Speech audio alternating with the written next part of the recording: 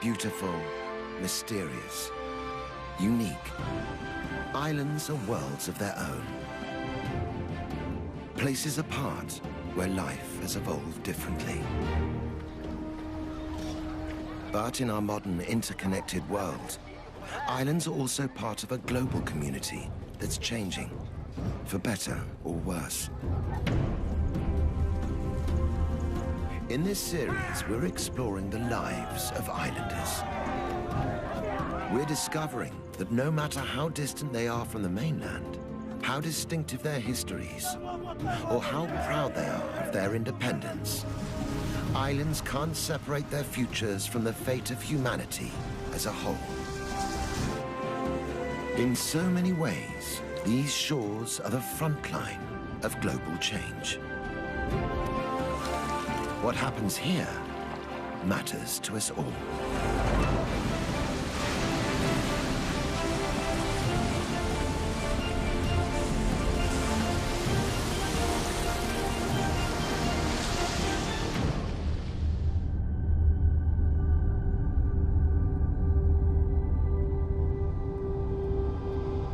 Amid the vast expanse of the South Pacific, isolated by the endless blue, is the Republic of Fiji. 322 islands forged in the heat of volcanoes. Rugged mountains fringed by sandy shores.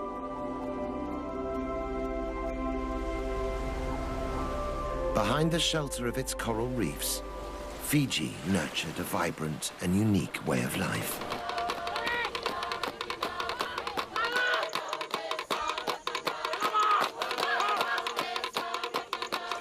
Over the centuries, it grew to be a powerful and proud culture. Notorious amongst early European explorers for its ferocious cannibals and mighty warriors.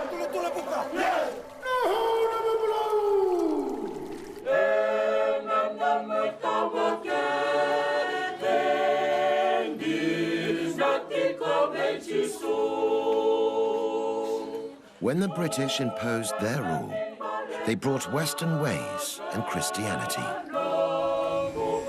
They also brought waves of immigrants to farm fertile fields of sugarcane. Indian labourers, whose presence here was a trigger for conflict and violence.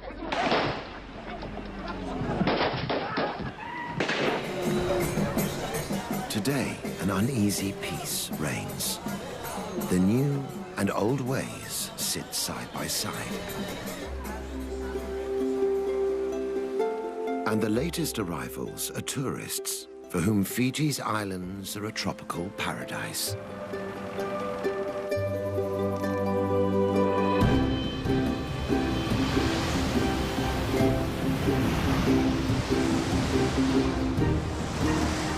But new waves of change are looming. They're threatening to turn this idyll from playground to battleground.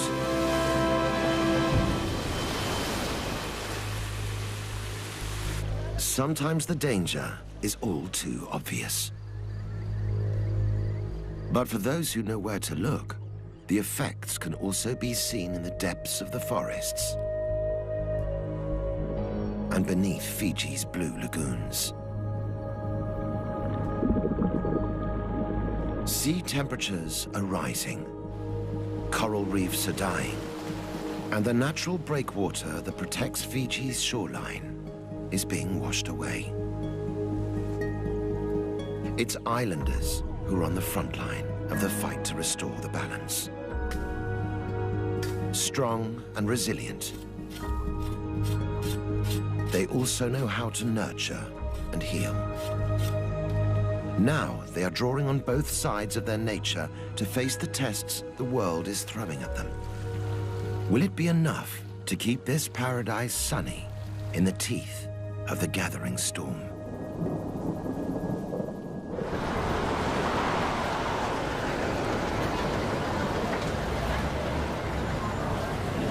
Today, Most of Fiji's 1 million population lives on the big island of Viti Levu.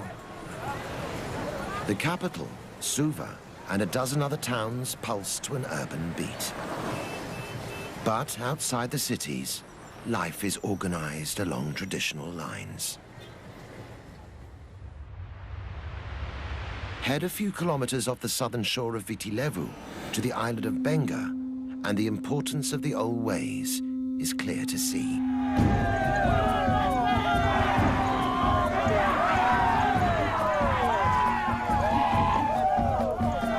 Here, ancient rituals evoke a pre-contact, pre-Christian world.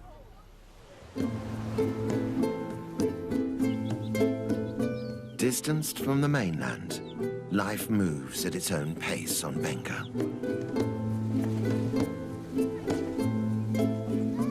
Underpinning this modern-looking village is a unique way of life, where ancient traditions still survive.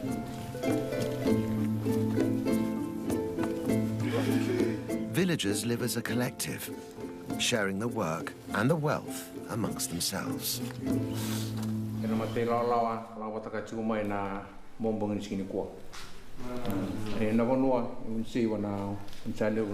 They are led by this man, Tui Sau.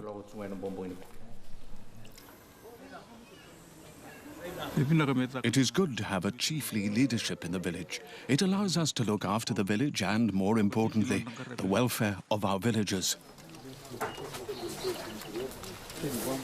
Today, Tui has ordered the villagers to prepare for an incredible ritual, which proves the power of the old tribal ways. They fire up the lovo, or ground oven, for a celebratory feast. Every family has a specific role to play. But the ritual preparing of the feast isn't just about nourishing the body. It's one of the ways in which village children are taught to respect their tribal traditions. For Tui Sau, it's crucial to ensuring the old ways survive. It's important to teach them the right protocols, how to behave, and the different roles they must adopt in the village. But across the ocean, winds of change are blowing towards Benga. I think the Western way of living in Suva has a negative effect on our lives. It's easier to look after the village when there is one way of life and everyone is united. One custom that Tui Sau is determined to safeguard is Vila Vila Irevo, or literally, jumping into the oven. We know it as firewalking.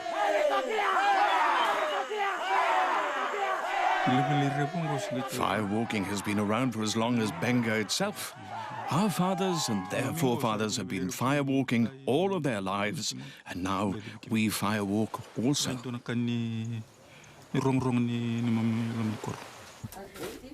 Firewalking is just for men, but everyone's involved in weeks of preparations. For the performers, getting ready for the ritual requires certain personal sacrifices.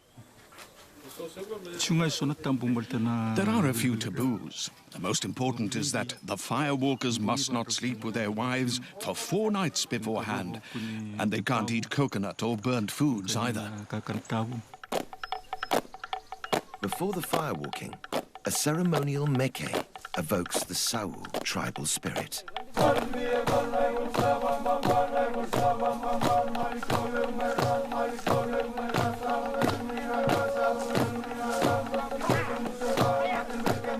Warriors brandishing old war clubs reenact the battles of village ancestors. For centuries, these meke have been used to keep the past alive, and even to predict the future.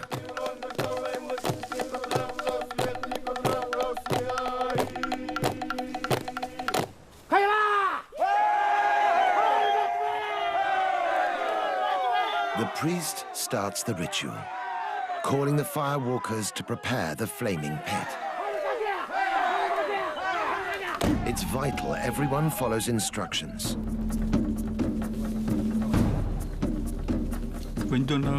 If someone breaks the rules or taboos, they will get burnt.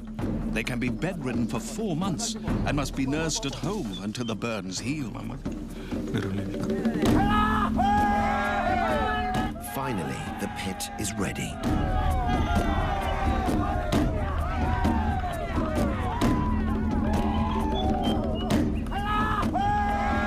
One by one, the Sawu tribesmen brave the scorching heat to walk in the footsteps of their ancestors.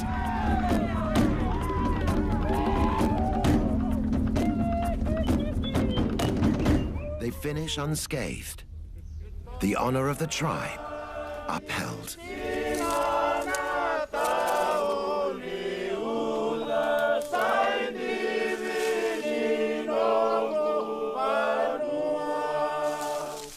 But Tuvalu knows the isolation of the island can only protect its people for so long.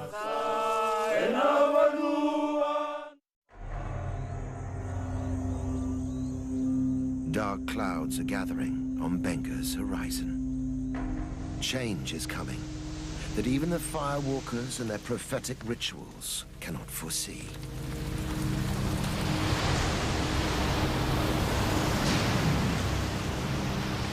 It won't be the first time waves of unexpected change have washed over these islands.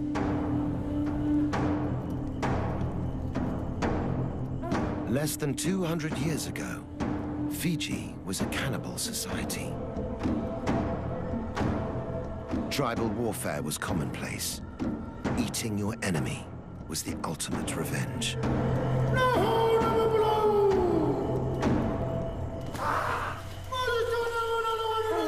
Christian missionaries from Europe set out to rid the islands of cannibalism.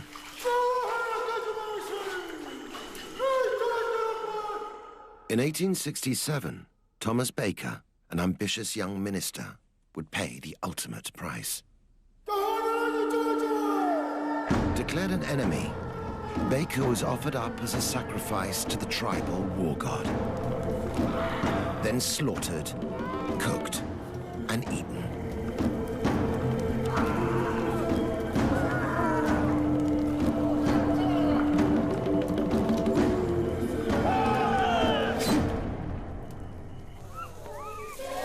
But Baker's sacrifice was not in vain. Violent Pacific traditions were tamed by Christianity. And today Fijian Christians regard the old days as Naguana ni Tevoro, the time of the devil. When Christianity came to Fiji, the missionaries were eaten. But people have seen the power of God and the gospel. It has taken away cannibalism and warfare.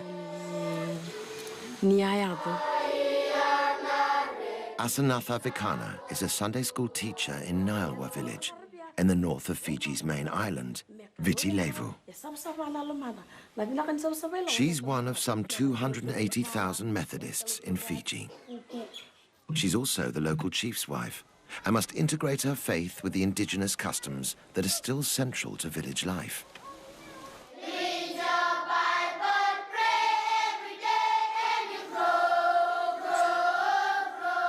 Christianity came to Fiji as a foreign religion and had to deal with the traditions and the people it found here.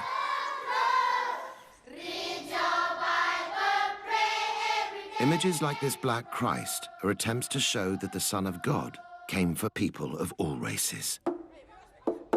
The missionaries reached out and succeeded in convincing Fijians. So much so that today Fiji is a sort of Pacific Islands Bible Belt.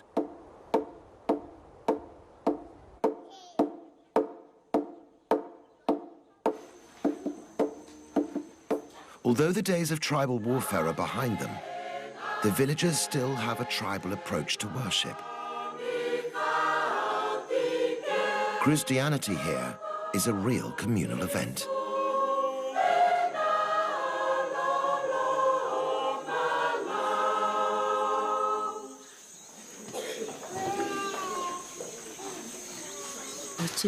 God has given us love for one another within our community.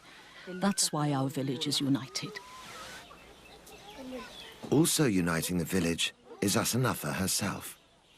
As the chief's wife, she shares his responsibility for the community's well-being. I am the mother of the village. If someone is hungry, it is my job to give them food. If someone comes crying, if there is a problem, it's my responsibility to provide them with what they need.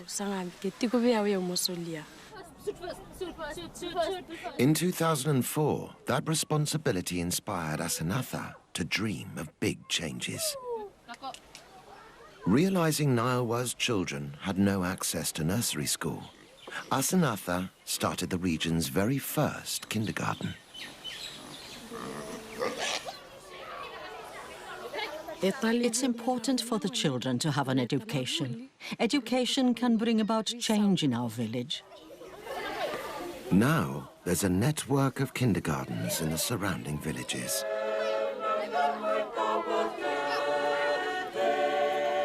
Throughout her campaign, it's been Asanatha's faith that sustained her.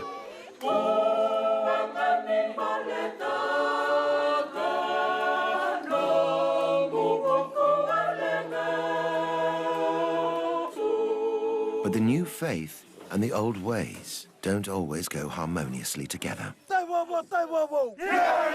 Echoing around the National Stadium is a voice from Fiji's ancestral past.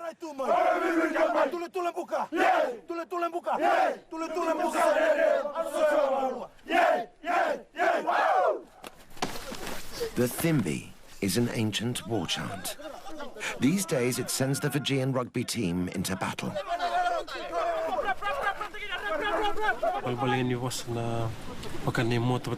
The words mean, we have our shields and our spears, and we're going into battle. We're telling our opponents, we'll take you down. Now the Thimbi has become a rallying cry for ancient customs threatened for being unchristian.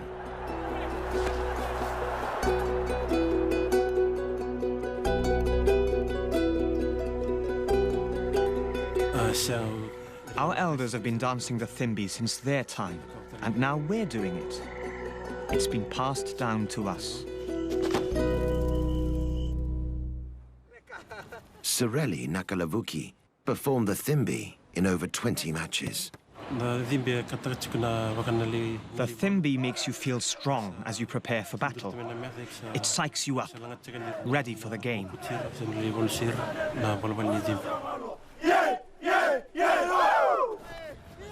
But some church authorities didn't see it that way. In 2009, they declared the old war chant ungodly. With the support of the team pastor, they demanded a ban. Under heavy pressure, the team broke a 70-year tradition. They dropped the Thimbi ahead of a big international game. Whether or not they angered their old gods, the team were badly defeated.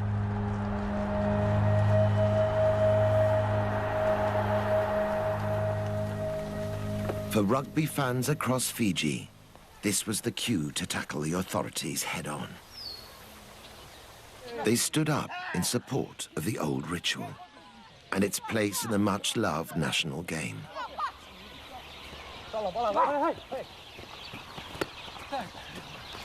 Like Christianity, rugby was brought here by Europeans, and it's been passionately embraced. Rugby is slowly becoming a religion in Fiji. There's a lot of support and encouragement for rugby in the villages.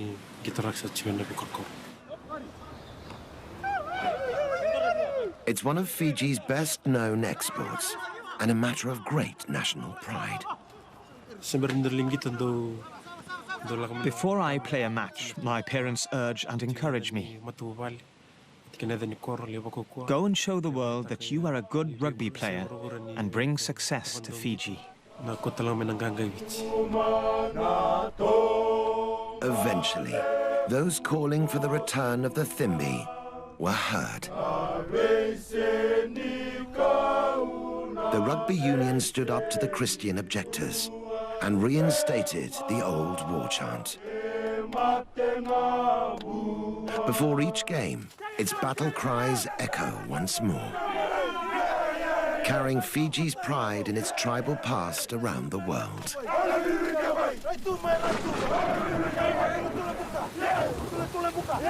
But while the team represent their nation with pride, the future of their island looks dangerously uncertain.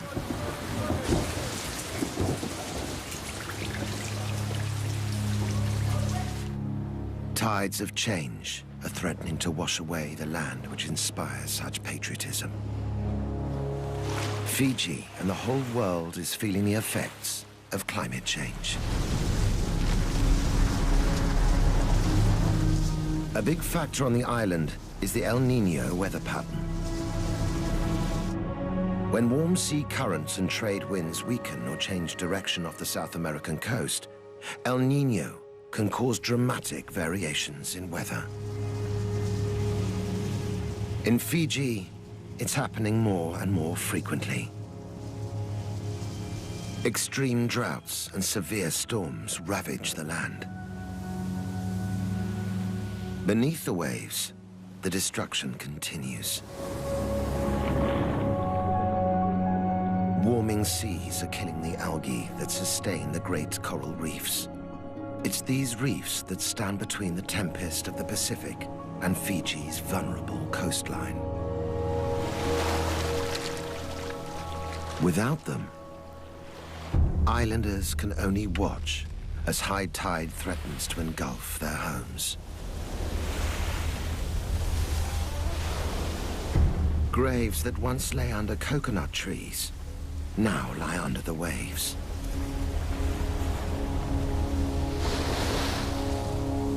History is being washed away.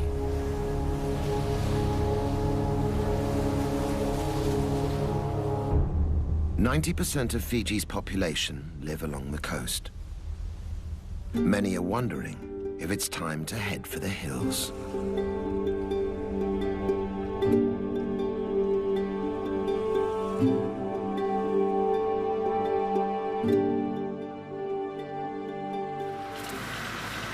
When Britain colonized Fiji in the late 19th century, reliable sunshine and predictable rains meant that they could farm sugarcane on a massive scale. Sugar became the cornerstone of Fiji's economy. A new Pacific industry was born. Now, 4 million tons of sugarcane are produced every year. But not everyone enjoyed the riches that sugarcane brought. To harvest their wealth, the British needed more hands.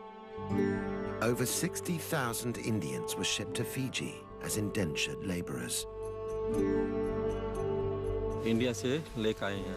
We were brought here from India to work on farms, on sugar plantations.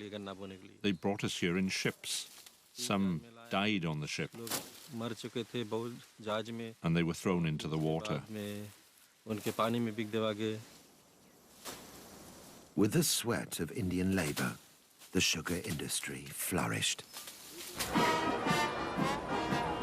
By the time indentured labor was abolished in 1916, the immigrants had built homes, schools, and futures. Few could afford to return to India, even if they wanted to.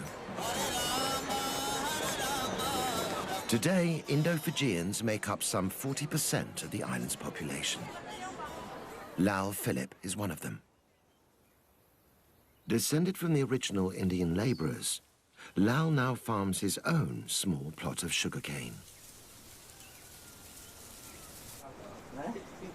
Although fifth-generation Indo-Fijians, the family still value their Indian heritage.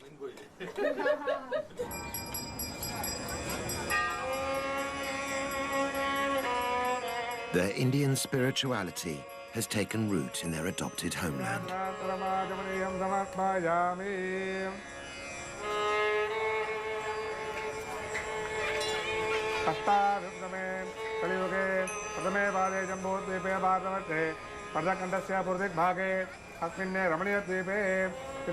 This Hindu temple, the largest in the southern hemisphere, attracts hundreds for daily worship.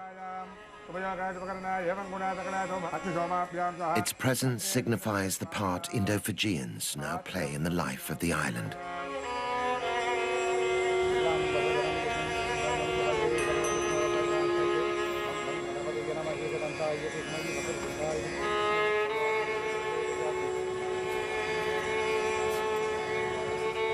Inside, the devoted worship Lord Murugan, the guardian deity of the seasonal rains.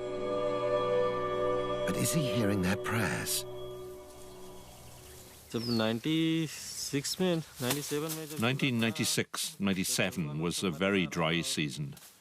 The cattle started to die and food was scarce. It was very difficult. We thought that we might not survive the drought.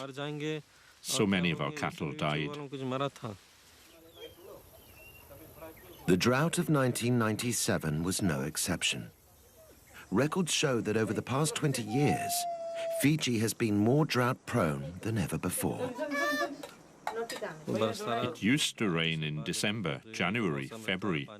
Now we don't see rain, and it's too dry. Without rain, the sugarcane doesn't grow well, and the crop yield decreases day by day. The country is facing hard times.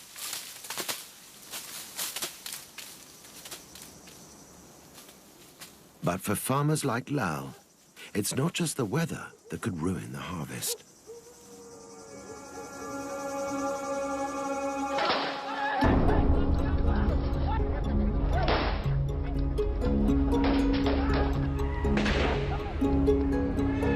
"30 years of political instability have rocked this island republic. The conflict stems from ethnic tensions between indigenous and Indian Fijians. In the past, those resenting the Indian presence took matters into their own hands. Blood was spilt on both sides. Fueled by these tensions, 4 governments were overthrown. Thousands of Indo-Fijians fled Fiji, but leaving wasn't an option for Lal. I'm an Indo-Fijian. My blood is mixed. If we're born in Fiji, then we are Indo-Fijian. Today, an uneasy peace reigns in politics. But the battle to protect these islands from the El Niño effect goes on. Droughts aren't the only problem. Extreme storms also threaten livelihoods. Satendra Philip is another member of Lal's family. He harvests his crop from the sea.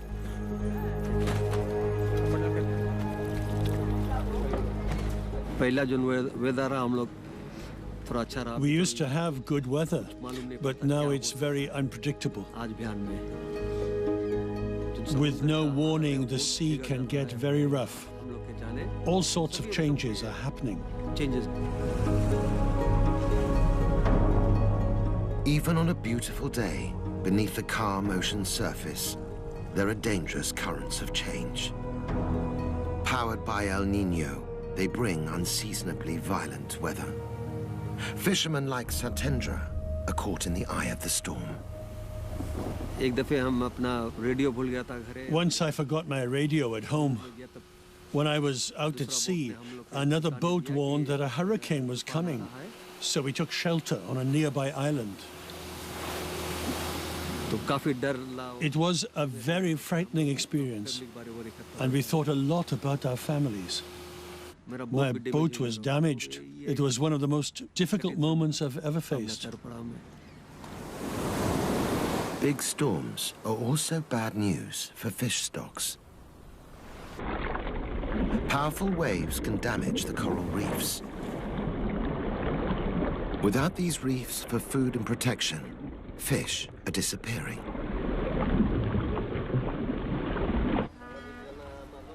Outside the cities, half of all households depend on fishing.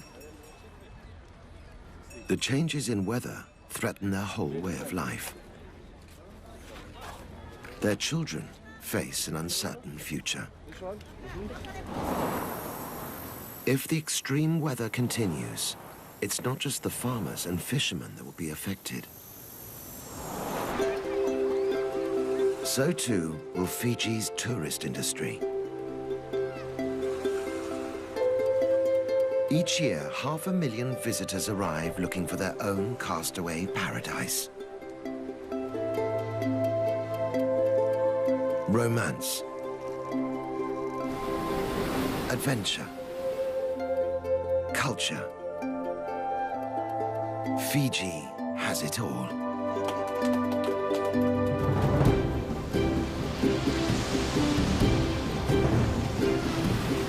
Today, the island boasts one of the most popular surfing swells in the world.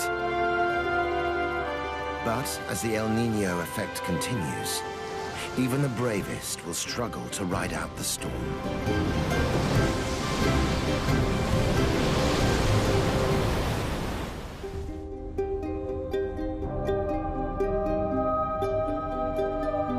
Inland, there's a different landscape at risk.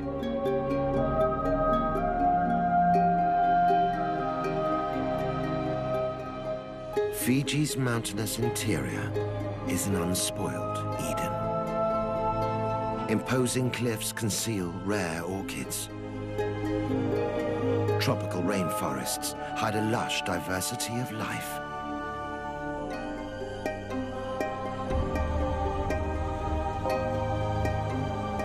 Yet even Fiji's heartland is at risk from the El Niño effect.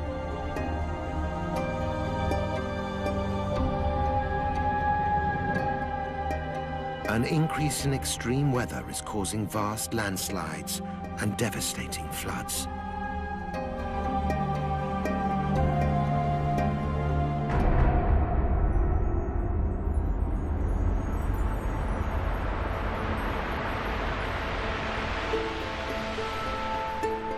Hidden in the remote Nasori highlands is a village lost in time.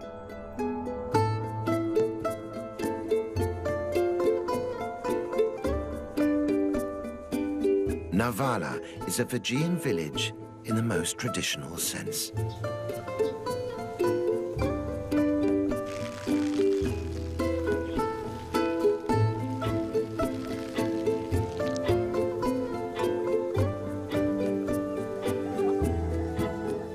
With no mains electricity, life goes on much the same as it did hundreds of years ago. Everybody works together for the good of the community. Homes are built, children are taught, and the sick are treated at no cost to the individual. But the effects of climate change are threatening this utopian idyll. Mili Sura is medicine woman to more than 500 villagers. She comes from a long line of traditional healers.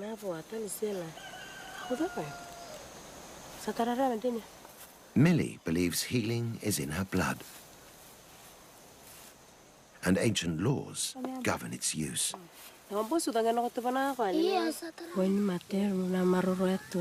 I keep my knowledge of medicine making a secret. I can't tell anyone else because if I make this knowledge public, it can reduce the effects of the medicine. Millie sees her patients every day, and their complaints are seasonal.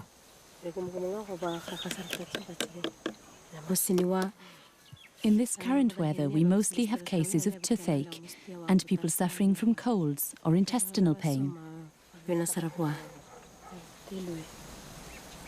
This patient has an abscess. Using herbal remedies, Millie can offer pain relief and a natural antiseptic.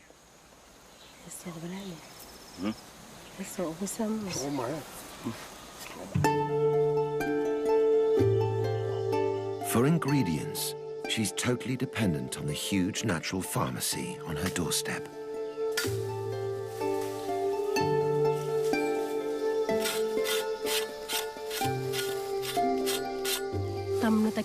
You have to walk far to reach some medicines, while others grow in hard-to-reach places like on cliffs or the top of a mountain.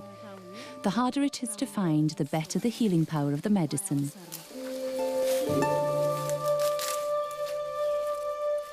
These days, Millie's remedies are in great demand. The change in weather brings with it numerous infections. At times like this, lots of people come to ask me for medicine. People here have come to understand how the plants and herbs which grow around them can keep their families healthy. In Millie's hands, this wisdom can be released to heal a new generation. Take a mango tree, for instance. It can be used in lots of ways. It can be scraped and mixed with hot water and salt for gargling. And it can also be drunk to treat diarrhea.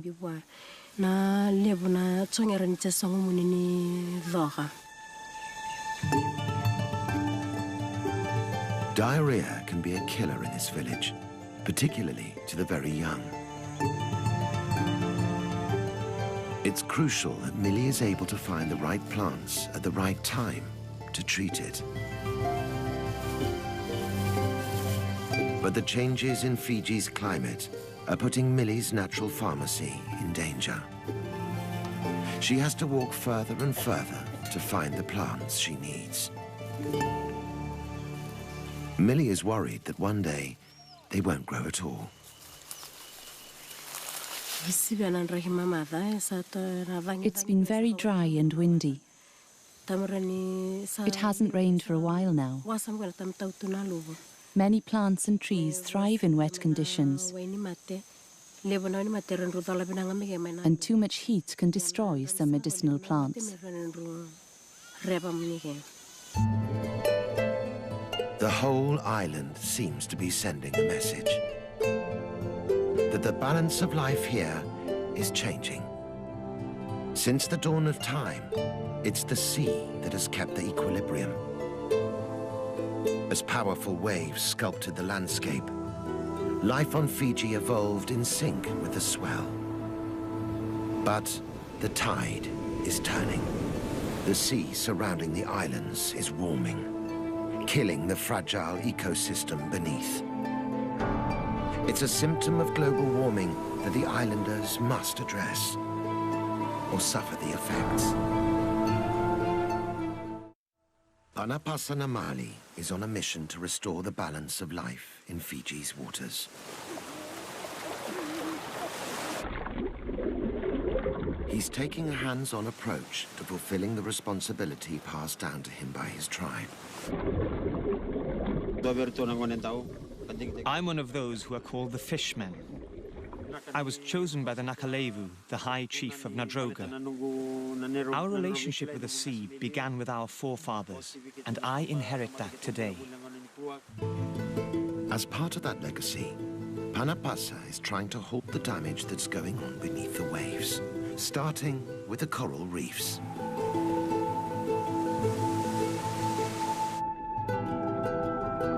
These reefs shield the island by absorbing the force of the powerful Pacific waves.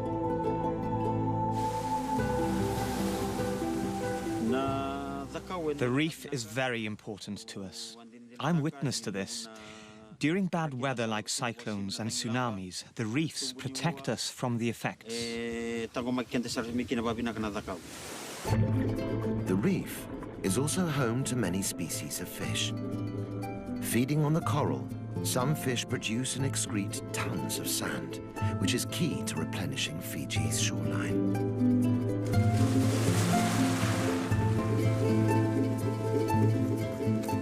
But this delicate ecosystem is being washed away. Under the heat stress of warming seas, Fiji's coral reefs are dying. In some parts of the Pacific, 80% of living reefs have been lost. Without coral to feed on, fish are disappearing. And without fish to replenish them, Fiji's beaches are washing away. For Panapasa, the solution is clear.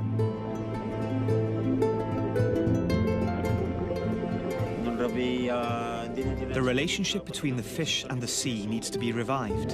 We need to restore life to the waters. One way to bring back the balance is to restore the coral reefs.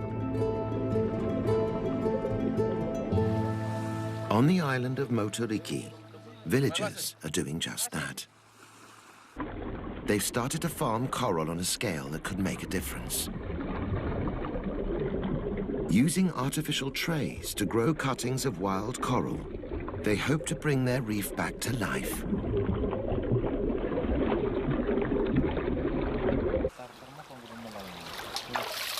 In just 12 months, these tiny cuttings will have doubled in size. The adult corals will then be replanted onto dying reefs, bringing them blossoming back to health.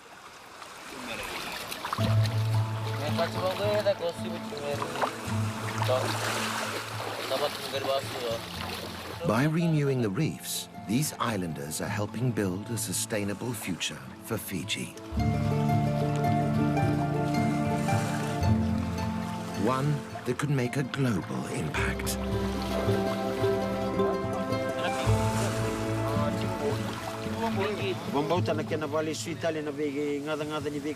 I believe that if we keep making efforts to give back, to renew our water and our seas, our corals and our fish, our efforts will become known all over the world.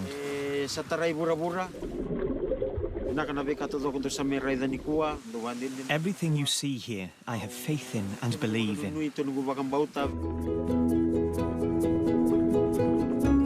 Though it's too early to see long-term results, the signs are promising. The islanders have started the fight back against climate change in Fiji.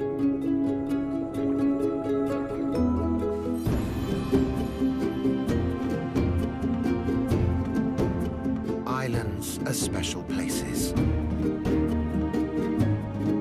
Fiji's islands amongst the most distinctive of them all.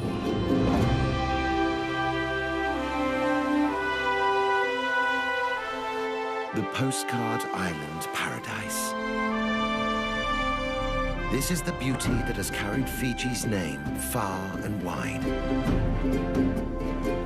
But if this was once a place where time stood still, now the islands are in their 11th hour. The isolation that preserved their ancient rituals no longer provides sanctuary.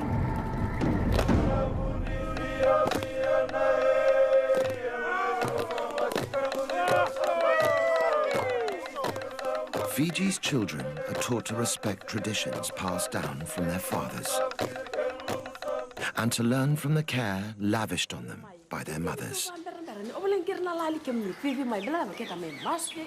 These are children who can still enjoy their season in the sun. But as they grow, they'll tackle challenges no other generation has had to face. Not only must they learn to live with their divided past, they must build their future in a changing world and protect their islands in all their fragile beauty. Facing new horizons, Fiji's children must adapt, even as they hold fast to the strengths their island legacy has given them. In a changing world, we all have lessons to learn from Fiji.